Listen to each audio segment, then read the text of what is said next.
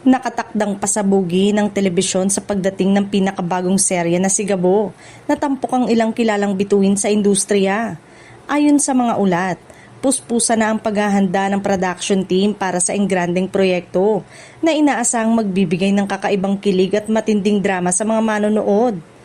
Lalong umugong ang excitement ng fans matapos kumalat ang balitang nalalapit na ang opisyal na pag-aanunsyo ng final casting.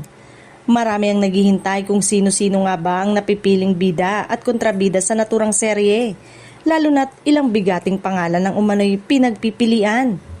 Ayon sa ilang insider, pagsasamahin sa Sigabo ang mga artistang kilala sa husay sa pag-arte at may matitinding fanbase. Layunin umano ng proyekto na makabuo ng bagong tambalan na siguradong pag-uusapan sa social media sa oras na ito'y ipalabas. Dagdag pa sa mga usap-usapan, may ilang rising stars din na bibigyan ng malaking break sa serye na posibleng magsilbing turning point sa kanilang showbiz career.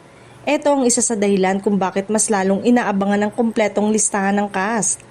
Inaasahan namang opisyal na ipapakilala ang buong cast ng Sigabo sa susunod na linggo sa pamamagitan ng isang espesyal na event o media launch.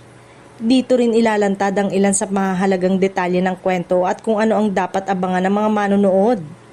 Sa ngayon, nananatiling palaisipan kung sino-sino ang mga artistang mapapabilang sa Sigabo, ngunit isang bagay ang sigurado.